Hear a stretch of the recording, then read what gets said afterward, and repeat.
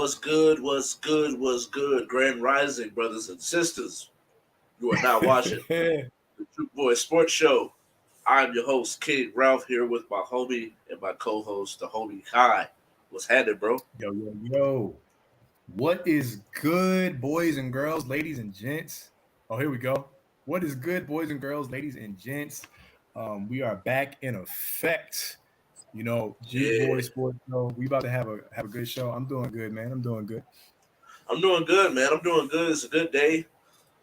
Um, Life's good. My daughter is good. The family is good, and we're gonna send a little shout out to the little sponsors that we got. Not to the little sponsors because we never want to do it little. We do it big over here. If you want to do Right. any photo shoots, music videos, podcasts like you're watching, call the number on the bottom of the screen 707 Fitboxer. And before we jump in, make sure you go and follow us both, our show, the page, and all of that. Make sure you go on TikTok, Twitch, Instagram, at KYNGRALPH. Add an underscore for Twitter. Go on Instagram as well. We've been following today. We've been posting breaking news. We're gonna keep you posted and keep you updated on what's going on in the sports world at J.u.k Sports Show. Make sure you go as well on Facebook, YouTube, and look up J.u.k media page. And as well, go on Instagram and look at, hey, bro, your mic is muted. I don't know if you know, but your mic is muted. But I make got sure it. you go on Instagram as well for any basketball breakdown analysis at the.house of hoops, unbiased analysis as well. We like to keep it real, keep it 100. And Yes. to keep it 100, man, I'm not, no, by no means, I get a lot of hate from the 49ers fans, so I dislike talking about it. But we're going straight into the 2 minute drill All right. with our boy Brock Purdy, Mr. Irrelevant, last pick of the draft. Mm-hmm. The 49ers were on a win streak. He was able to carry on that win streak, get them into the playoffs, get 2 victories in the playoffs. But they came up short with a elbow injury. Looks like he's going to need something similar to a Tommy John surgery, which in Yep. baseball terms, it's a lot longer than what they said as far as his timetable, as far as his return when it comes to the sport of football. But that injury topic is for another day. Did he do enough to win the starting job? Yeah, absolutely. Absolutely. Brock Purdy did enough to win the starting job. The job of a backup quarterback in general is to be able to be a placeholder for when the starting quarterback comes back. However, the backup quarterback, we're not expecting them to lead a team to an NFC championship game because you're a backup for a reason. You're not a starter for a reason. And so I think when you look at the statistical output that Brock Purdy had, his ability to keep the ball out of harm's way, Ralph, throughout the course of those, I believe it was the last 6 games or 9 games that he wound up playing, excuse me, um, for the 49ers going into the playoffs where the level of competition heightens, right? And him not having that type of experience, he absolutely did it because he took him to the NFC Championship game. He was able to get usage out of Debo Samuel. He was able to manage the game, which is a role of a quarterback, i.e., Tom Brady on his first Super Bowl run, right? And had he not gotten injured, even though I picked the Eagles to make the Super Bowl, I think we both predicted the Eagles for the game Yeah. prior. I feel like the game at least would have been more competitive, right? So I think all encompassing, he actually did what he was supposed to do based off his off his statistics and just in terms of the weapons around him. I didn't really see any erratic play from Brock Purdy. Let's be honest, he didn't really play erratic in any of these games. Like he True. just didn't. I think the only thing that I think prevents him, obviously, which would be a topic for down the line, is the injury and then Jimmy G being able to have a chance to actually walk after this season, and you investing heavily in draft capital for a guy like Trey Lance, and you want to see what you can get out of a Trey Lance, or maybe even a possible Tom Brady. But that's all speculation. I think just based off of production, as T.O. would say, production based, Skip. Brock Purdy. did enough. So he's cool with me. You know what I'm saying? I agree with you, man. I 100% agree with you. I think that when you look at the numbers, and you know me, I'm gonna come with the stats, and I think that a Yes, little sir. less than 1,400 yards, and these are strictly regular season. He started in 5 regular season games. Now he came in I think 2 or 3 other games. I think he came in for like a few drives of one game, but Mm-hmm. he played 2 other games where he played a significant amount of time, and then he Okay. started in 5 complete games going into the playoffs. And I'm not even strictly bringing up the playoffs. I'm only bringing up regular season. So Mm. he's credited for 5 starts, 5 wins. He Mm-hmm. gets under less than a little less than 1,400 yards with 1374. He has a 2.6 to 1 interception ratio with Mm-hmm. 13 touchdowns and 4 interceptions.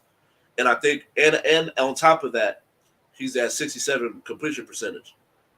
Now, from all of this to be coming from somebody who was Mr. Irrelevant, last pick of the draft, what was he, third on the depth chart, Yeah. to for him to be able to take you to be 5-0, play really well. Because if you look at those numbers, that's a little less than 300 yards a game. He showed you that he could be slightly mobile, got a little bit of that Joe Burrow in him, where he could make you miss a little bit to extend the play. Mm-hmm. But also, he's not making mistakes. He's not doing too much. He's extending the play, creating plays, getting the ball to the McCaffreys, your Ayuks, your Debos, George Kittle. You have weapons. And from what I saw from Trey Lance when he did play, he did not look even half as good as Brock Purdy did. And so I think, in my personal opinion, I think that he did what he was supposed to do. I say going into day one training camp, as long as he's healthy, he's the starter. Switching over Right. to the AFC, man, great game. Regardless, we'll get into the referee situation after this topic, but there was that Joe Burrow head. Whether or not Joe Burrow is a better quarterback than Mahomes is, or plays the position the right way, does this prove that Mahomes is the best quarterback in the AFC? Patrick Mahomes is the best quarterback in the NFL. Mm. And I believe that this further cements, not really proves, but for at least for me, I can speak from my perspective. This further cements what I've always felt about Patrick Mahomes, Ralph, because I've mentioned many times about how I saw him with Kadarius Toney go down, with oh boy Juju Smith-Schuster go down, right? Because I always talk about Lamar and what he's able to do with less.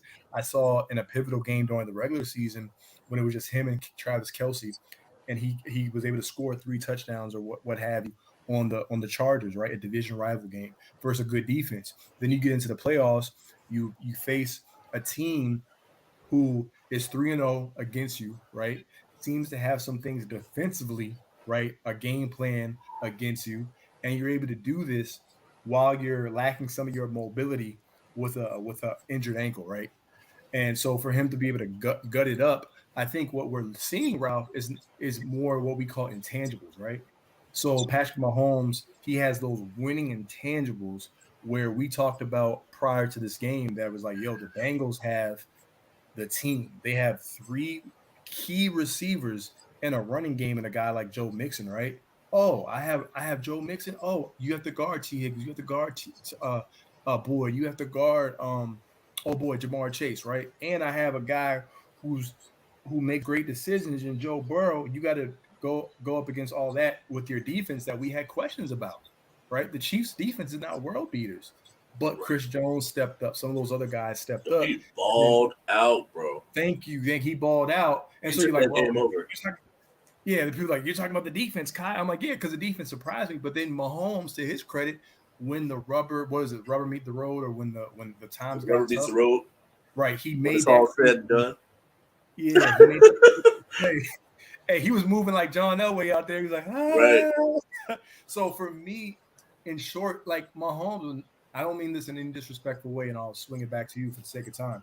He didn't prove anything new to me that I didn't already not that I already didn't that I already believed, or was it not believed, or whatever that was inside him, if that makes sense. Like I Yeah. always knew that was inside him. It was just like if the Chiefs were going to win, the whole team had Right. to come together, and they did. Because the Bengals, let's be real, they should have won that game. I'm just being Right. real.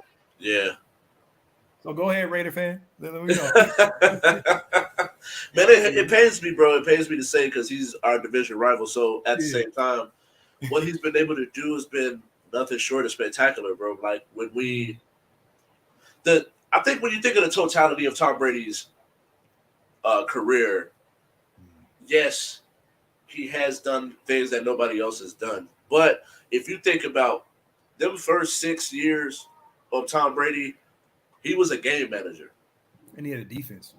And they had a heck of a defense, a top 10 defense every year. Ty Law, like, come Like, on, man. right. Lawyer Malloy, Willie McGinnis, Brewski, like, damn. Brewski, like, yeah, we could go Mike Vrabel, like we could go on and on and on about people that was on that team. But when you start to lose certain pieces, he never had to deal with losing those pieces until he was Tom Brady. Yeah. And so with Mahomes doing this within his first 6, 7 years in the league, he's won multiple MVPs. He's probably going to win one this year. He's been to, what was it, 3 or 4 straight AFC championship games. He's already I think won. five. He's been 5. He's been. Yeah, He's won. He's going to 3 Super Bowls, going 1-1 in the previous ones. And so I think that what he's been able to do is nothing is short of spectacular, like I said. And I think that he has showed, yes, he's the best quarterback. And it's one of those things where you start to think about, like, all right, does he have the best footwork? Does he have the best this? Does he have the best that? But no, but when you put now his arm talent is crazy. His ability, we always talk about Joe Cool and Tom Brady and being clutch. But when it's time for him to make a play, what does he do? He makes plays on a bum ankle, making that play to get out of the pocket to run for it. And he was moving too. Now was he moving gingerly? He still was moving. So that the guts to take on that play and take that hit, where we'll talk about it in a couple of seconds as far as the refs making that call, but the guts to put yourself in that position shows me that he's the best quarterback in all of football. Now, I didn't want to go that far because I don't want to take anything away from Jalen Hurts until they play each other, which is why I kept it at AFC. But like I mentioned, like I alluded to, there was a couple calls. There was a pass interference call. There was a Joe Burrow not getting a call on a late hit. There was the intentional grounding call, regardless of how you feel about it. P. Ryan was in the area. They said nobody was in the area. But also, he didn't get the ball past the line of scrimmage as well. Yeah, line of scrimmage, right. And so then you get that late hit on the sideline where they're clearly out of bounds. The person that made the hit was out of bounds. Like, and that's the part for me that's like, right. I don't understand where this vitriol is coming toward these refs. So I believe they did not have a major impact in this game. I think that they called a good game. I think that on Twitter, Marlon Humphreys was like, it's a tough job to be a ref. This was a heck of a game, and I think they called a great game. I actually really agree with him. Because there's calls that could have went both ways. There's calls that went against the Chiefs earlier in the game, but we only pay attention to those ones that get called in that primetime moment when everybody's watching the last 3, 4, 5 minutes of the game. In your opinion, did they have a major impact on this game? Nope. I think fate had a major impact on this game, not the refs. Right. This is the first time I'm not going to be blamed the Buffalo Wild Wings refs, as I call them. Look, man, the Bengals, this is their game. I feel it's crazy. I feel like they came into this game as the favorites, Ralph, despite the fact that the Chiefs were the number 1 seed with home field advantage. They came in because they were up 3-0, and I think that what it was for me, like I actually kind of piggybacks on my point in our last topic. Even though we're talking about more Mahomes, the reason why they didn't have impact is because the Chiefs' defense set the tone early. Because remember now, people, the Chiefs had to lead. So they had to lead because, like you said, Chris Jones balled out, right? Yeah. They had 8 8 rookies in their secondary or something like that. So you have the 8 rookies. You have a Chris Jones wrecking havoc, getting that interior pressure where Burrow, similar to Brady, that's the area of weakness, area of concern for him. You have to understand the scouting report, right? So I think that Steve Spagnuolo derived a great defensive game plan to get the Bengals out of their rhythm and not really into their offense early into the game, so that the Chiefs had the advantageous matchup throughout the game. Eventually, Burrow wound up coming back, but then he did throw 2 picks as well. Yeah, So you think about putting the ball into harm's way. You think about what the defense did. So I think ultimately, because the Chiefs defense did something that they should have done, yet we weren't expecting them to do. At least I wasn't expecting them to do. I don't believe that the refs had any major impact on the game, and it was clearly that Osai knew because he was crying on the sideline. He knew that he pushed Mahomes too late. So I think that the yeah. refs, for the most part, they did the best that they could do for the game. And I think that one thing we always talk about mental health and all of that, man. Mhm. I think that it's one of those things. It sucks, especially him being a young player. Was he like 22 years old? Yeah, yeah, And so it's like you. He made a heck of a. He was playing really well all game, and then he just yeah. made. It's one of those things where you're chasing him for so long because he's running him down for like what was it, a couple seconds, and then when you finally get to him, yeah, it's too late, but it's like I'm here. Mm-hmm. And so it's one of those things. It sucks, man. Yeah, I the think coach that is it's pissed. right. The coach is pissed. He's like, I ain't talking to you. He's like, I'm off the field. And so I think that it sucks. It really does suck to be in that position. He's a young player, made a mistake in a very vital moment of the game. Oh But man. on to the next thing, man. Fast break. Sticking on. We staying on these refs bumpers. Mm. LeBron in a very vital moment of the game against the Celtics goes up for the left hand layup. Gets fouled. Mike would have dunked it, but he goes up for the layup, gets slapped on the forearm, obvious foul. Yeah, it's clear Does as not day. it does not get called. The very next day, the rep the I think the union rep for the referees come out make a statement saying, "Hey, we made a mistake. This should have been a call. He should have been assessed 2 free throws." And at that moment, it was tied. They go on and lose, and the Lakers lose in overtime. Are you in favor of the transparency when they make this statement the next day? I mean, at least you can admit when you're wrong. I'm always on the side of what's right. You should always admit what's wrong. My issue with the whole transparency thing is like, okay, am I getting a draft pick for it? Are you getting fined? Like, you know what I'm saying? Yeah, right, I need, as a fan, I'm gonna be hot and pissed. You know what I'm saying? Like if something happened like that to my team. As a player, I'm definitely pissed off, especially when you're talking about a team that's trying to get to the playoffs or the play. And I don't want to talk about that. That's a whole nother story. But it's like, what good does that do for me? If anything, it only adds salt to my already open wound. You right, know what I'm saying?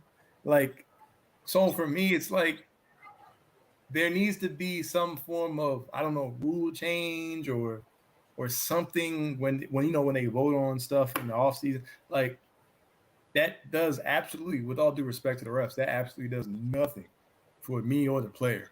right, Just like, all right, cool. So when you were telling me to shut up after I was getting on you, you know what I'm saying? Not you, I'm saying the refs when they're shut up, go play or something. You know how refs right. be. Okay, but then I was right all along. So my thing is like, unless something is going to come from it, it's kind of like null and void. That's the best answer I can give you. I agree, man. I hate it. Yeah. I hate it because it doesn't change anything from the game, and then I feel like the referees are not getting punished. Now, it's also one of those things Mhm. like being in management at my job. It's not for me to disclose what my punishment was when people mess up, my Mhm. employees mess up. So you don't know if someone is being punished or not.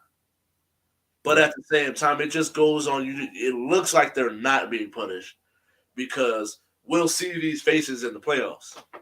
Yeah. And it's like I feel like we shouldn't see these faces in the playoffs if such egregious calls are not being. not being caught. I agree. And so I think that's where it's one of those things where I don't like it. I hate the transparency thing, and it's do away with it. Stop telling me where you messed up if it's not changing the game. Yeah. Next up, the votes are in.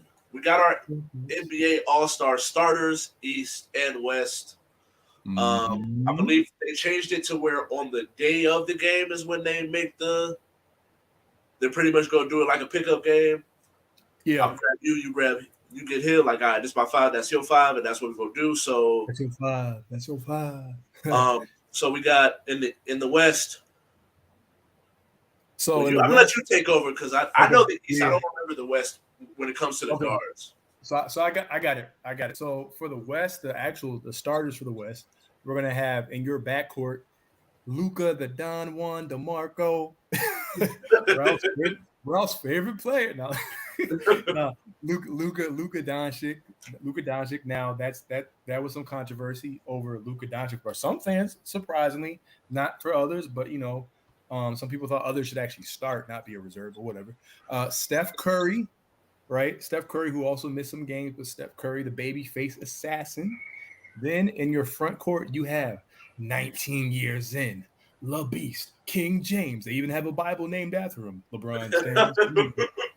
The King of Akron. Not named Steph Curry in this case, LeBron James. So shout out to him, 19 years. That's insane. Then you have the Joker, Nikola Jokic, man. And then you have word to Lauryn Hill, road to Zion Williamson of the Pelicans, man. So that's your West starters. And then in your East, we have the man, the myth, the legend, Kyrie Irving, the most clutchest man in the league, Craig. So we have Kyrie Irving. Then we have a sniper, easy money sniper, Kevin Durant. We also have Donovan Mitchell. I believe this is the first time Donovan Mitchell's been a starter, Ralph. I believe so. At the All-Star game. Yep. Then with controversy, we do have Jason Tatum. Now, when I say with controversy, I'm not saying that I don't think these people are worthy or anything like that. It's just that some people may feel differently. Right. And then we have the Greek freak. My name is Giannis Antetokounmpo. Yes, I am all about my brothers and my family. We have the Greek freak, Giannis himself. So those are your NBA All-Star starters for the East and West. And I'm gonna jump in, man, because I feel I just highly disagree. Okay. I just highly disagree. And there's a couple different spots where I would probably take people out. Like I understand Steph and what he's been able to do with the Warriors and keeping them afloat. Yeah. And he's that one shining light for them in every game that they play. But Shai Gilgeous-Alexander should be a starter.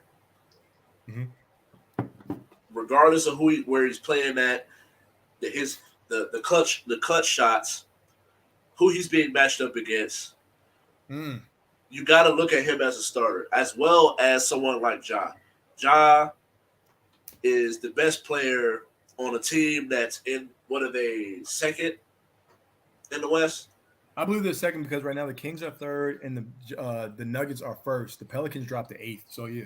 Right. Not eighth. The Pelicans lost 8 in a row. It's crazy. We got to talk about that another time. And so I think that, like, with that, it's like, I get it. It's Steph. Steph is the name, but this is where I disagree with the fan vote. Zion should not be in this starting lineup.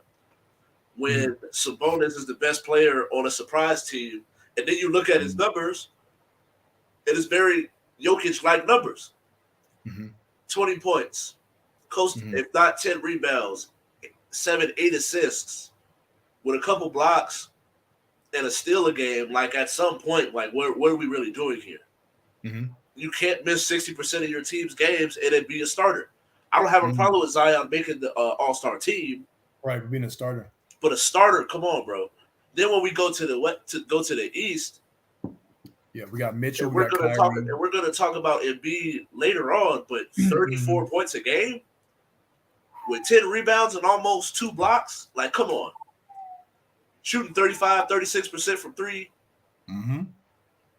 Over 80% from the free throw line. Like, 55% from the field. Like, come on, bro. Like, I get it. Like, it's I get it at this point. It's starting to become it's very guard oriented. But if you got Jokic on one side, you cannot not have Embiid on the other. And that's where like I start to draw a certain line because at moments we've questioned the Bucks and Giannis, but there's never been a question about what even very recently, right after they bring out the starters, what does Embiid do in the very next game? 47, like 18 and 3 and right. And I think Cooks. that's like this is one of those things where I think when we start to have our starters, there's players that deserve it, regardless of how you feel about them as a fan. I think that fan vote, it's cute, it's nice, it's a great story, but do away with it. So I disagree. okay. So my thing is this. And it's perspective, right? And we are gonna have our opinions. Some people will have stronger opinions than others, right? But everyone's entitled to their opinion. My thing with the NBA All Star Game is it's kind of like with the Pro Bowl, right? So I always tell you, like, I don't really, with all due respect to players and stuff, I don't really care about the Pro Bowl. One is due to lack of excitement, but two is because All Pro and Pro Bowl mean two different things to me. All Pro, you're an All Pro player like a Richard Sherman, and then Pro Bowl because Pro Bowl is fan voting, right? All Pro, you don't vote for the All Pro. Now in NBA, we have the All NBA team, which does mean something. But then you have the All Star game. So the All Star game was a event where the star of stars, as David Stern, rest in peace, used to say, the star of stars come out, etc., and put on a show for who? The fans. And then you have events leading up to the All Star game, right? For who? The fans. And you have the skills challenge in the dunk contest. Who? The fans. So they wanted to incorporate the fans into the voting process, which I never really had an issue with. But I feel like I don't know. I don't even want to say this generation, but this era or something like that. It's become to a point where I just feel like some of the fan votes they're trolling. When I see things like Austin Reeves getting more votes than Kawhi, I don't care if Kawhi missed X number of games when Kawhi is a better player, and then when he did play or does play, he's putting up spectacular performances. Austin Reeves, his best performance hasn't even been spectacular this season. It's just not going to be spectacular. It's not going to say oohs and ahs. So, like for me, I like guys like LaMelo. Like I voted for LaMelo to be in the All Star game because he made it last year, so that'd be 2 times, and he's playing well on a bad team. So I'm like, they should be able to see who's going to be exciting. I don't really think Sabonis is exciting. I think he's a great player. Right. However, at what cost? So I agree with you, but I feel like it's like at what cost do we gauge the excitement level, right? Right. For those who deserve it, because I think the gray area, Ralph, is if I'm not mistaken, I have to go back and do my research on this. I know there is contract implications when you make all NBA teams and all defensive teams, Right. a la Maria Taylor and not voting for Anthony Davis for Defensive Player of the year Giannis won it. And there was a bunch of controversy over that. And she said it was a mistake, which is crazy. I love Maria Taylor. I'm not here to slander her. I actually think she's really, really intelligent, smart, great analyst when she was on ESPN doing a great job at NBC Sports.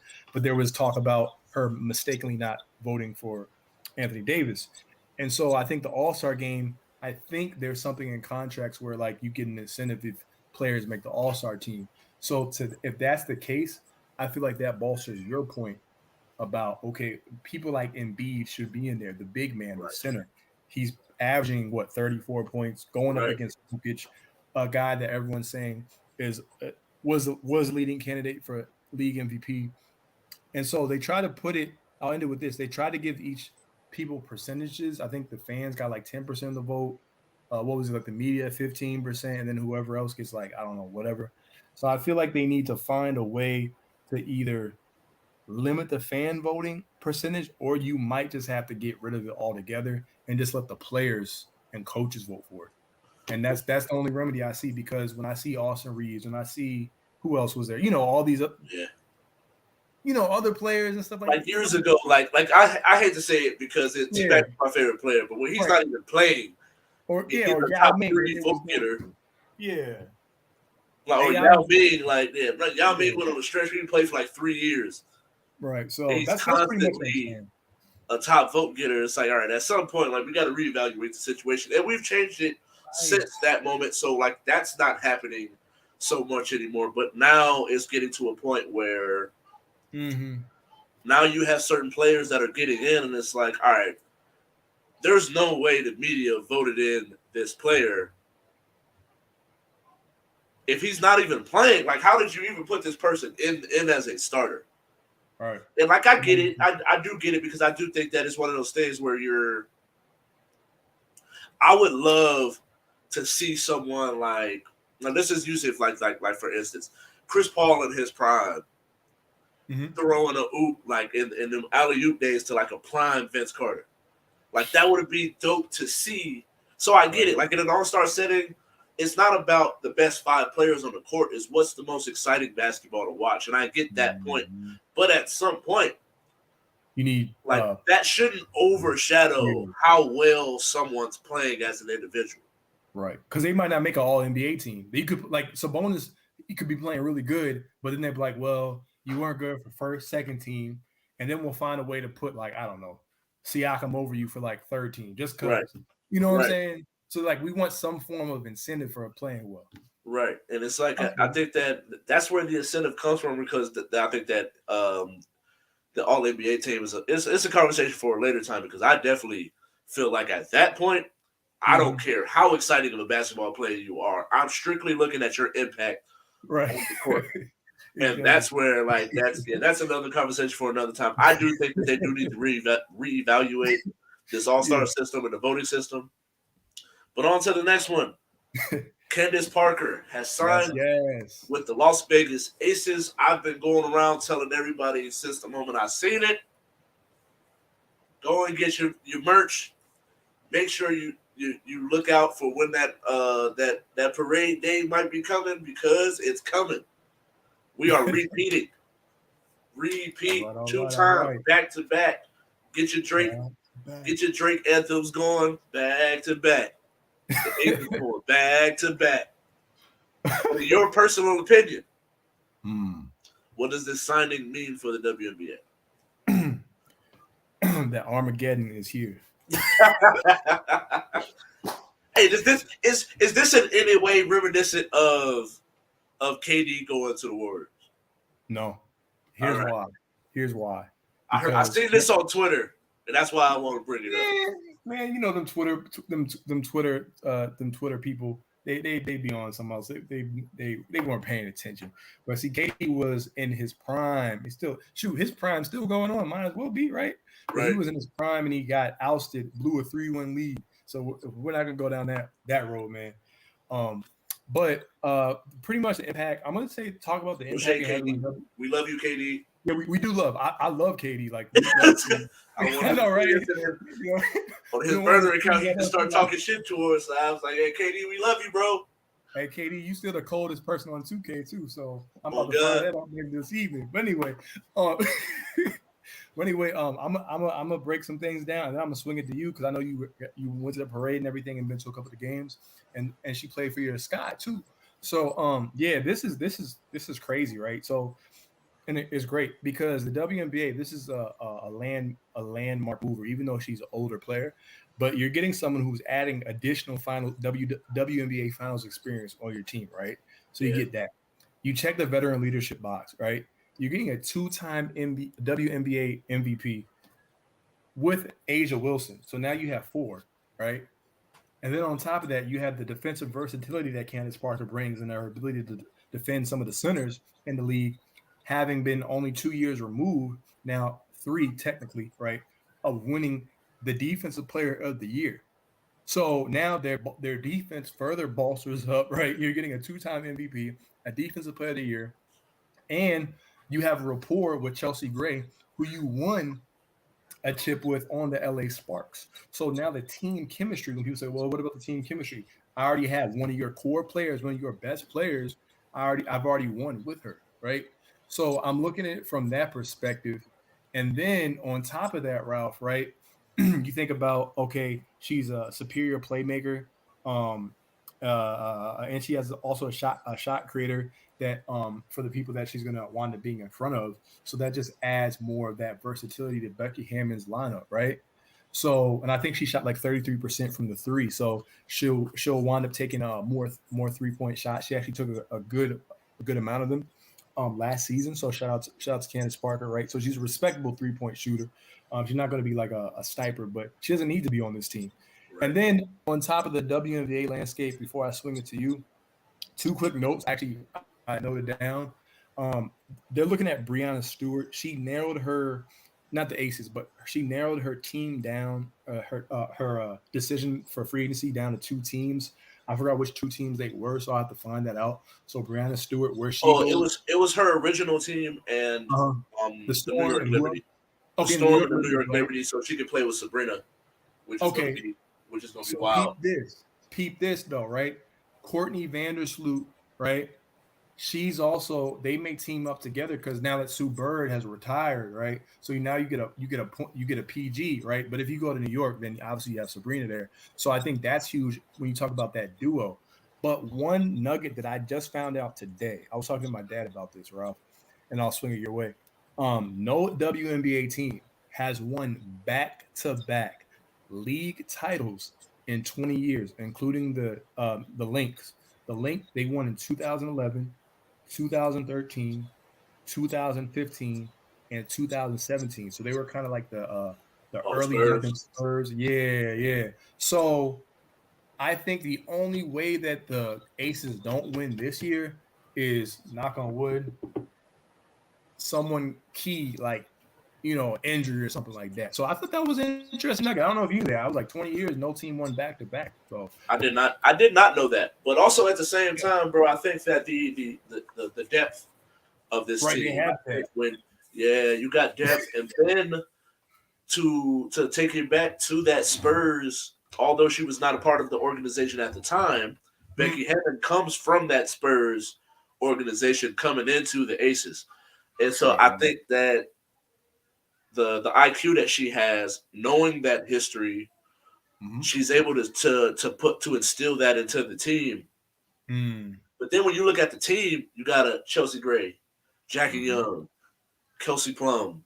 We just traded Derica Hembry, Yeah. which is one of those things, and that's a topic for itself, whether or not she was How treated unfairly. how play and all that. Yeah. Yeah, Me and my mom were talking about this, and it's one of those things that, like, at the end of the day, it's a business. If you no yeah. longer are able to withhold an agreement that we had going into this, I feel like it's fair. Now, does it suck because they might have told her no, we're not trading you? Yeah. That's where it might be a little be foul to look Because someone in who the eye and say knows? no, we're not trading you. But Right. but the Seattle Seahawks said they weren't trading Russell Wilson, and 2 weeks later he's a Bronco. Let's ride. And so and so I think that, like, with the depth of this team, you slide Candace Parker into a position of where she plays the four next to Asia, and then you throw her in between all of this talent, while also the person that we traded Derica for is another person coming off the bench. And I think Mhm. that, barring health, looking at this team on paper, It's make sure over. you take that day off because, baby, that parade gonna be lit, baby. We going back to back. We going back to back. And What I did want to Vince spend too Carter much say? time It's on it, over. man. Let's get to the meat and potatoes of what we are Yeah. here to talk about. Embiid versus Jokic. Jokic is everybody's. When you look at advanced metrics, he is The what dog. that was made for. Mhm. I've watched him play, and I'm not here to discredit him in any way. But for me, I think that when we start to talk about, like, you, an overall player, I hate it, and I've always been that person. Call me old or whatnot, Mhm. but I think that people, when we look at advanced metrics, it takes away from the fact that certain people are liabilities on defense. Right, right, right. Like Luca has very bad effort on defense, but his advanced metrics will tell you he's this great player. Not to say that he's not, Mhm. but when you watch him play, there's a reason why teams are in games. And so I think that with Jokic, it's one of those things where he plays every game, and Embiid misses about 10, 12 games every season. So I can see where the argument is, Oh yeah, but there's an argument, but yeah. and not to say that I don't think that just because y'all play one on one, and you lose in a one-on-one Right. makes you a better player. Right. But I think when you put it all into totality, excuse me, Mm-hmm. um, he's got his team to an Eastern Conference Finals where you got a Kawhi travel Mm-hmm. and that bounce leading right after that in the same play. Wait, that was second round because remember they played the Raptors and it was That was Milwaukee. to go to the finals, wasn't it? Oh No, no, Milwaukee. or did they play You're right. Milwaukee after that? I thought they They played played Milwaukee before that. no, Milwaukee was after because Oh, okay. Giannis they won All right. 60 games. Giannis was the MVP and then So got he's that destroyed. shot. He's that shot away from getting his team to an Eastern Conference Finals. But he Yeah. lost to the But team that still, eventually got to the finals. right. Then on top of that, then it's like, all right. Then the year after, then some years after that, you got Ben, who's afraid to shoot a layup. So what am I really Mm-hmm. supposed to do at this point? But Mm-hmm. if you look at him and what he's been able to do, what he was doing last year, step back threes, dominance in the playoffs, they just coming up short. But it's a Yeah. team game at that point where Jokic has got his team to a Western Conference, but then they lost. And Yeah. so you start to look at like, all right, what has Jokic been able to do without having less? With having less, I think that the measurables are close, but for me, I'm gonna take Embiid. Embiid because of how I would run my team. Now, if you would run, it depends on how you would run your team. I would Right. get it where why you would take Jokic Mm-hmm. because he does. It's not like he's soft and they're pushing him out the paint and he's not getting rebounds. It's not like Right. he's averaging like 7 to 8. He's averaging just as many rebounds. He just doesn't get as many blocks, and he doesn't move that well when it comes to being put in a pick and roll high pick and roll situation. Mm-hmm. But then also when you put him up against the Anthony Davises, the Joel Embiids, he comes up short. And that's where I would take Joel Embiid because I don't care who it is that's on the other side, he's gonna go ball. And that's why Okay. I would build around Joel before I would build around Jokic. Okay. Well, I want to say disclaimer. I'm a huge fan of Joel Embiid. Hakeem, the team, Olajuwon is one of my favorite players, and they do have some similarities. You know, Embiid is way bigger, and Hakeem wins the intangible. Like Hakeem was different when he got Right. to the finals. But I like Embiid. But for the sake of argument, I'm gonna argue for Jokic's side.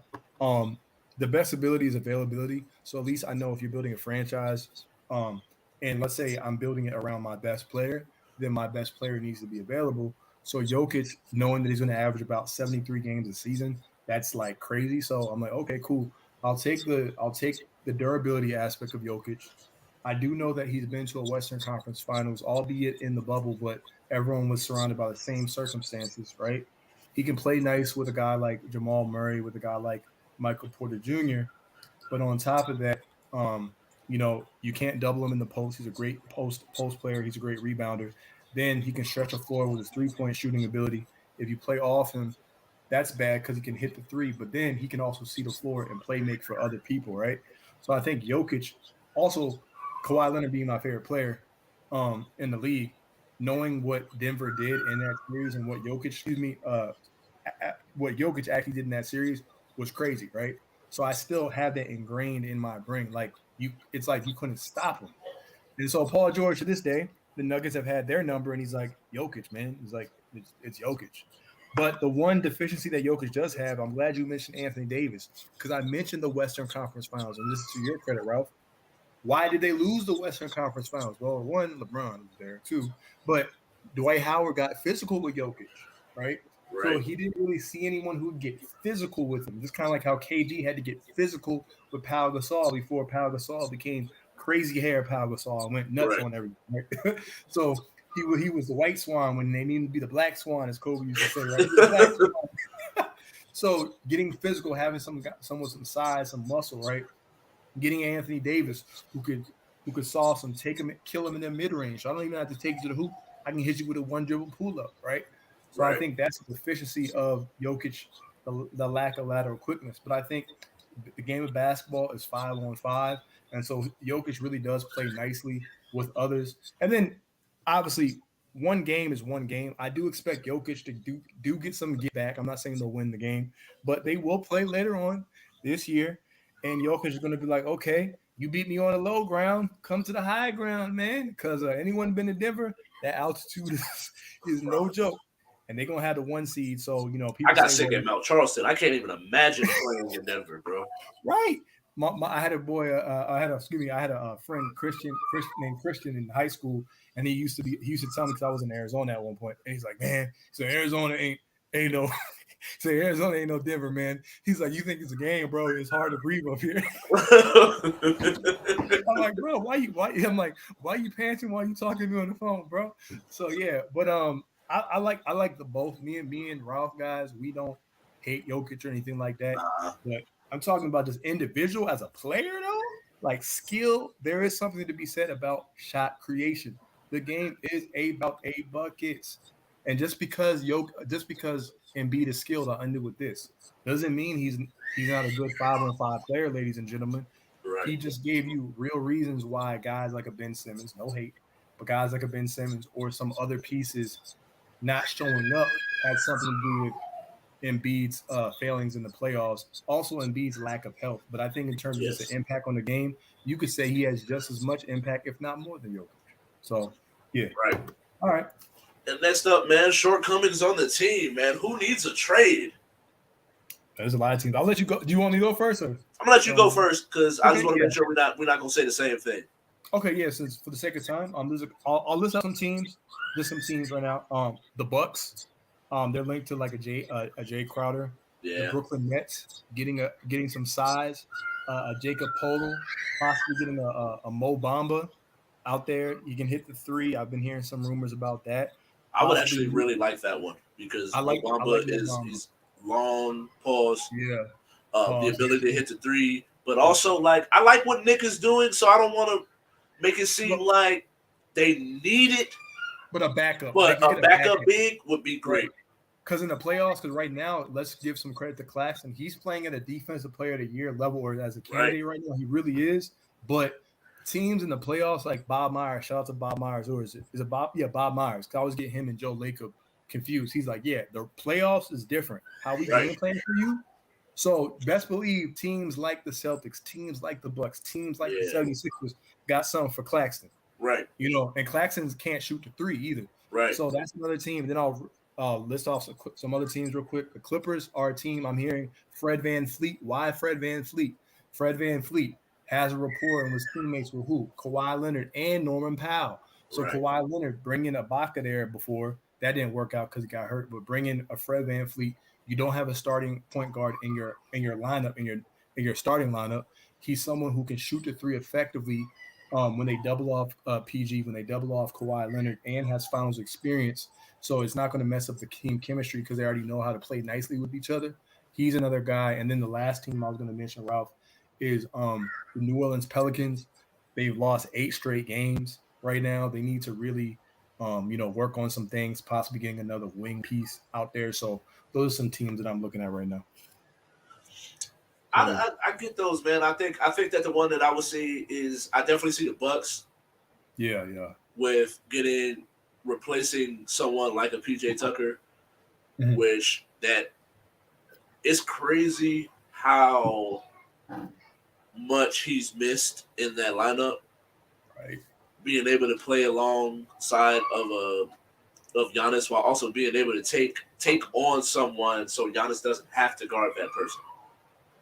When it comes to wings, being able to the versatile defender, being able to guard, harass KD and tire him out where he had no legs in that overtime. Then when it came, he's able to push and fight with DeAndre Ayton, Yarish and the other bigs over in Phoenix for them to be able to win that finals championship, which lets Giannis be able to have more energy to exude on offense.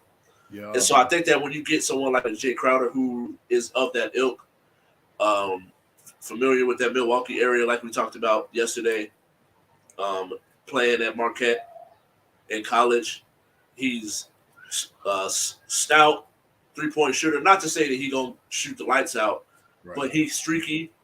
He can hit you off for four or five threes a game.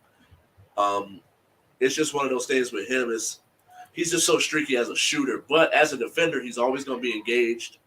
He's Mm-hmm. a veteran, tough, never going to back down, can get in your face. Someone that can be an enforcer on that team. And so I think that it just depends. What the one thing that we talked about yesterday, it just depends on who you give up.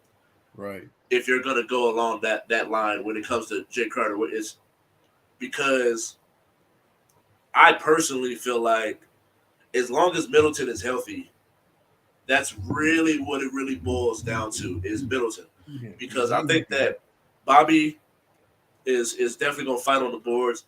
He's a bucket getter as well. But I think his best role is that spot off the bench. So I think you need that starter at that fourth spot, but you don't want to give up too much. Right, exactly. Because I think in their guard play, they've definitely got depleted because they let DiVincenzo go. They've let George Hill got old. He doesn't really do anything. No disrespect, he doesn't do anything. Exactly. Like he'll play 15 minutes in the playoffs, and he had 0 points and 0 assists. I was like, bro, he's done. Right. And so I would like to see them make a trade, but it just depends on what they give up. I actually would like I like that Mo Bamba to the Nets. It just depends on what you give up, because at that point Mo Bamba's a young big, so it just depends on what the Magic are willing to give up.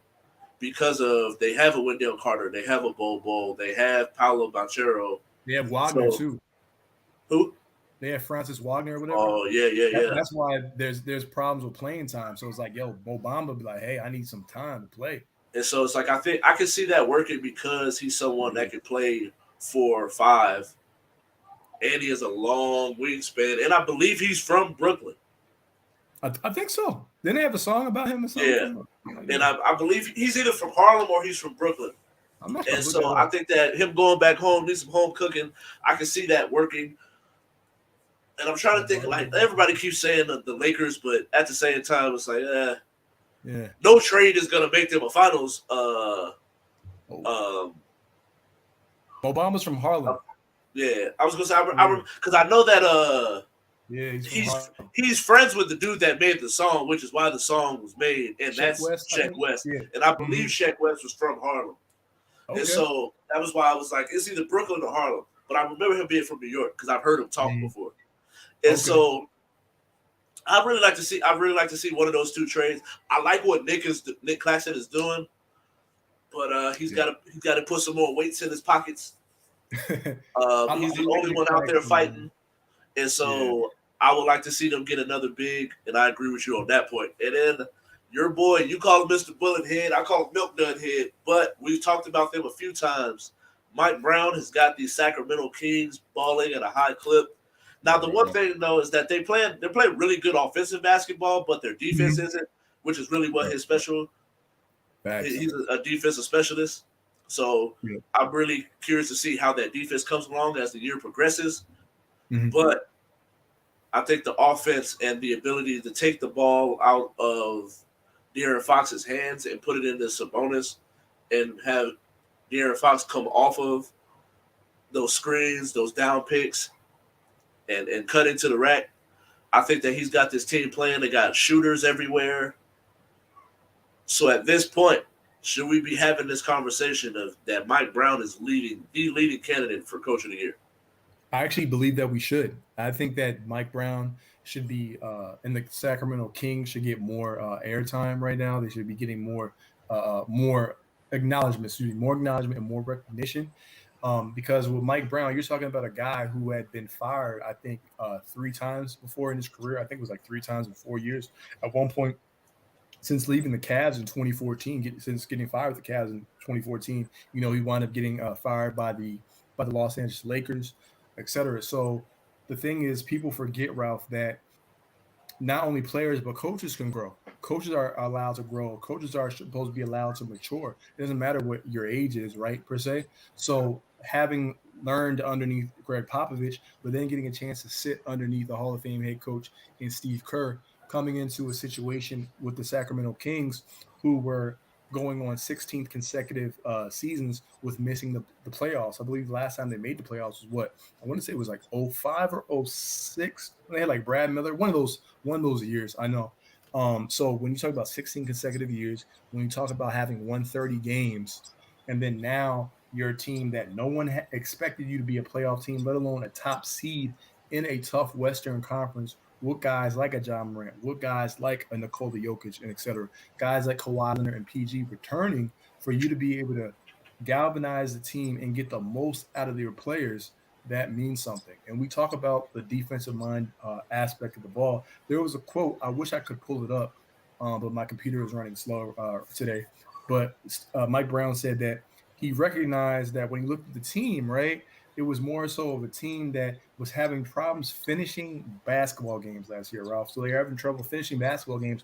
So his approach wasn't to come in there and do his rah-rah defensive minded speech. He said he chose a different approach with really talking to the players and instilling confidence. He said, I try to instill confidence into the players. And so we're seeing them reap the awards and the benefits of Mike Brown's new coaching style, new coaching approach.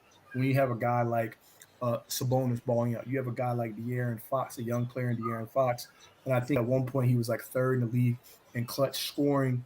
And then you have a Keegan Murray, someone who's sitting well nice. So I think when you put all those things together in the melting pot, for me, Mike Brown, based off of the lack of expectations for those that weren't really paying attention, and also due to the fact that the Sacramento Kings history wasn't really anything uh, to be to smile at. Mike Brown, why not be Coach of the Year? Because right now, my guy and the guy that me and you agreed on early in the season, Willie Green, man, losing 8 straight games. I don't care who's in and out of the lineup. That is tough. So Right. I got Mike Brown as a leading candidate at this current time. Yeah, I definitely do too, man. I think that you gotta look at what was my man's name that took over the Celtics job. Joe Mazzulla. He's another one that you gotta look at because Mm, of the mm, situation, getting to mm-hmm. a finals, and he might even have them playing better Yeah, yeah, yeah, than they yeah. were last year. And so I think that if it's got to be between them, Jacques Vaughn coming in and changing around I that love Brooklyn Jacques Nets Vaughn. team Love him. and what Yeah. he's been able to do. I'm kind of curious to see how it what happens with that Ben Simmons situation because The he just thing. publicly came out and called him out See, when I it came think. to him not Yeah, playing in the back to back and other players doing yeah, what needed to happen yeah. to take care of their bodies Mm-hmm. to play in that second game with Ben sitting out when it came to knee soreness. So I'm kind of curious to see Yeah. what happens there. But I think that the league is in good hands after Oh this. yeah. Like we say, Super Bowl happens. 2 weeks after that is All Star All weekend, and star. that's when Ralph starts to pay attention to NBA. So now you will be seeing me transition from these football NFL topics and as Mhm. well as what I talk about on my social media. You will see me start to talk about more next week. I would love to really get your. Do you pay attention to high school prospects and the Yeah. rankings and all of that? So the Mm-hmm. McDonald's All Americans list came out. Bronny is ranked higher than Mikey Williams according to Slam Magazine and ESPN's top 100 rankings. Yeah. I'm kind of curious to see your thoughts on that because I think that Bronny gets a lot of hate because Oh he's yeah. not because one who his dad is, two because he doesn't play like his dad.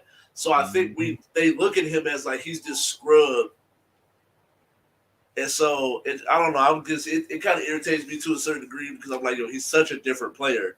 Right. Where I think he started to come into his own, but I'm also like I'm such a Mikey fan that I wouldn't quite put him over Mikey Williams yet. Right. Right. Right. Right. But we got to get up out of here, y'all. We got a late start, but thank you all for watching. Thank you. Thank you. Thank you. Thank you. Thank you. Make sure you like, subscribe on all of our socials. Let us know what you think.